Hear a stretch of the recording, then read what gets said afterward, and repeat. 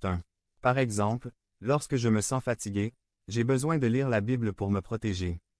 Des tentations. Travailler de nuit en permanence a des conséquences néfastes sur votre santé. Par exemple, un médecin a appelé un de ses patients au téléphone et lui a dit « J'ai de mauvaises nouvelles pour vous, mais maintenant, ces nouvelles sont pires. » La mauvaise nouvelle, c'est que ces tests indiquent qu'il ne lui reste que 24 heures à vivre, ce à quoi le patient a répondu.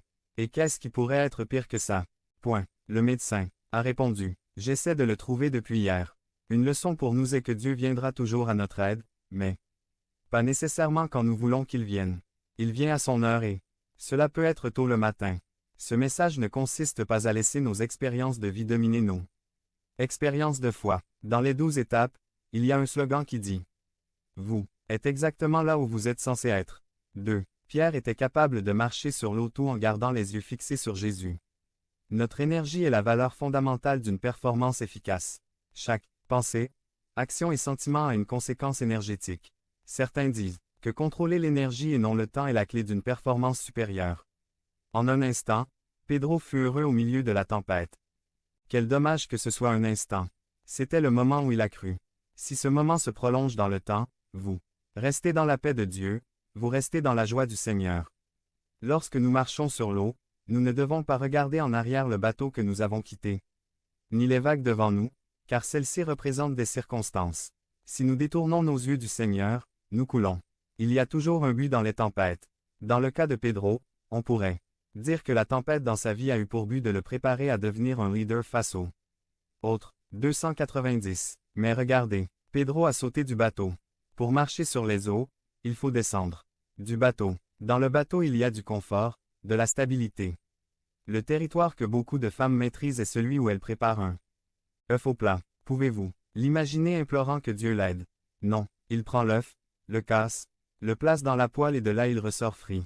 Mais lorsque Dieu vous demande d'aller quelque part que vous ne connaissez pas ou de faire quelque chose que vous n'avez jamais fait, toutes sortes de peurs vous viennent. Là, vous commencez à déclarer que vous ne vous sentez pas en sécurité, que vous ne savez pas si vous pouvez le faire. Ce type d'incide se produit quotidiennement dans notre vie. Nous commençons par suivre Jésus et obéir à sa parole. Nous nous retrouvons alors dans des situations inconfortables et nous prions pour qu'il nous aide. Cher frère, tu as peut-être senti que les vents sont forts et que petit à petit tu coules, mais laisse-moi te dire qu'il ne te laissera pas couler, car en tendant sa main il te saisira et ne te laissera pas partir. Prenez un risque pour la foi. Ne demandez pas à Dieu de vous bénir dans ce que vous faites. Faites ce que Dieu vous bénit. Demandez-lui ce qu'il veut que vous fassiez et vous serez alors prêt à descendre du bateau. En un instant. 3. Les disciples avaient peur. La peur fait voir des fantômes. Je me souviens que dans la maison où j'ai grandi, il y avait des dessins circulaires sur le mur. Quand je me réveillais la nuit, je voyais dans ces cercles des visages aux expressions horribles. Nous augmentons nos peurs lorsque nous nous efforçons de conserver une apparence de force, tout en craignant que les autres perçoivent ce que nous ressentons réellement. Nous apprenons que la peur peut être remplacée par la foi. Nous pouvons commencer à négliger de maintenir notre attention active et réaliser rapidement que le contrôle apparent n'était qu'une illusion.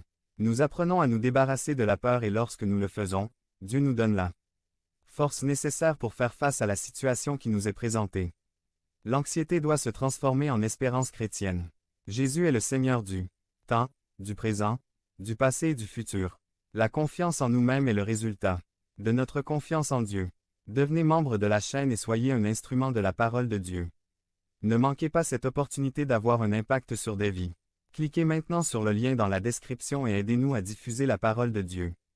Transfiguration, par Paul Andrew, 291. Résumé. Quand le maquillage coûte 23 $, ce n'est pas le moment de pleurer. Transfiguration. Le visage de Jésus devint resplendissant comme le soleil. Dieu de Dieu, lumière de lumière. Dans Exode 34, 29, le visage de Moïse brillait après avoir parlé avec Dieu. Le rayonnement spirituel est le résultat de la communion avec Dieu. Aucun maquillage requis. J'ai vu un tweet qui disait « Quand le maquillage coûte 23 $, ce n'est pas le moment de pleurer. » De quelle manière essayez-vous de ressembler davantage à Christ? Dieu a un visage, ce qui signifie qu'il est un vous, une personne qui peut établir une relation avec vous. Le mot hébreu pour présence signifie littéralement visage. À la messe, nous implorons. Admettez-les à contempler la lumière de votre visage. Quand est-ce que ça commence? Cela commence au moment où nous nous convertissons au Christ par la foi et le baptême. Nous sommes alors transformés par l'action du Saint-Esprit et devenons une nouvelle création en Christ. Si votre visage s'illumine à chaque fois que vous recevez un message de sa part, accédez au paramètre et baissez le niveau de luminosité. Votre batterie durera plus longtemps. On devient ce qu'on contemple. 2 Corinthiens 3, 18 dit. C'est pourquoi nous tous, le visage découvert, contemplant, comme dans un miroir la gloire du Seigneur, sommes transformés de gloire en gloire. En la même image, comme par l'Esprit du Seigneur. La clé, dit Paul, est de regarder face à face la gloire du Seigneur. En d'autres termes, nous devenons son image en contemplant sa gloire. On devient de plus en plus ce que l'on contemple constamment. Contempler. Le tabernacle et l'hostie sacrée en adoration, c'est le contempler. C'est le connaître et savoir qu'il nous connaît dans les recoins les plus cachés de notre âme, là où nous trouvons l'intimité la plus profonde de notre être. Arrêtez-vous en chemin et invitez-le à entrer. La communion avec Dieu est ce qui nous transforme. C'est le cœur de toutes nos histoires. Sa présence est ce qui nous a changés. Sa présence est là où nous nous trouvons. Il complète notre être incomplet. 292. Mais, comme l'a dit un auteur, et pourtant, même aujourd'hui, devant me battre pour que ces moments face avec lui restent une priorité. J'aspire à eux, mais il y a beaucoup de choses qui me distraient. En dehors de sa présence, tout le reste devient un ensemble d'apostrophes. Activités religieuses qui nous occupent. Ce que nous désirons vraiment dans cette vie, c'est sa présence. Nous aspirons à lui, comme centre de tout ce que nous sommes. 2. Surperdre le rayonnement de Dieu. Le rayonnement de Dieu n'est pas quelque chose de permanent. Cela dépend de la façon dont nous vivons notre vie. Lorsque Moïse monta sur la montagne pour rencontrer Dieu, il resta absent. Pendant 40 jours, les Israélites se sont lassés d'attendre et ont décidé de fabriquer un veau d'or pour faire la fête. Bientôt, Aaron en fit une fonction religieuse pour eux. Comme c'est excitant, le visage d'Aaron s'assombrit mais celui de Moïse brillait. Aaron faisait ce que le peuple voulait, mais cela le conduisait à l'idolâtrie. Moïse était resplendissant dans sa communion avec Dieu. Il avait entendu et reçu la parole de Dieu. Illustration de 3 versets. Ésaïe 3, 9. L'expression de leur visage témoigne contre eux. Tout ce que vous avez dans votre cœur sera révélé sur votre visage. Luc 11, 34. La lampe du corps, c'est l'œil. Quand votre œil est bon, tout votre corps est aussi plein de lumière. Mais quand ton œil est mauvais, ton corps aussi est dans les ténèbres. Et Genèse 4, 6 dit. L'Éternel dit à Caïn, « Pourquoi es-tu en colère, et pourquoi ton visage a-t-il changé ?» En anglais, les mots shine et wine sont facilement mal orthographiés car sur le clavier, le S est juste en dessous du W. Un sentiment de honte et de condamnation s'emparèrent du cœur de Caïn. Son expression abattue, son regard sombre et son visage indiquaient ses mauvaises pensées et intentions.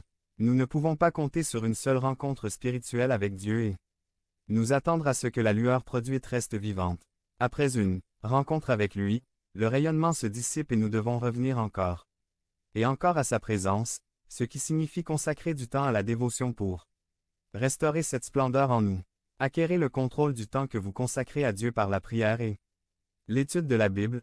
Sans cela vous ne parviendrez jamais dans votre vie à ce que votre visage reflète la splendeur de Dieu. La transformation fait partie d'un processus de révélation de la parole de Dieu. 293. Romains 12, 2, dit, « Être transformé par le renouvellement de votre esprit. » Que devez-vous transformer dans votre vie?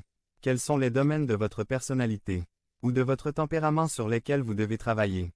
Mettez tout cela au pied de la croix du Christ.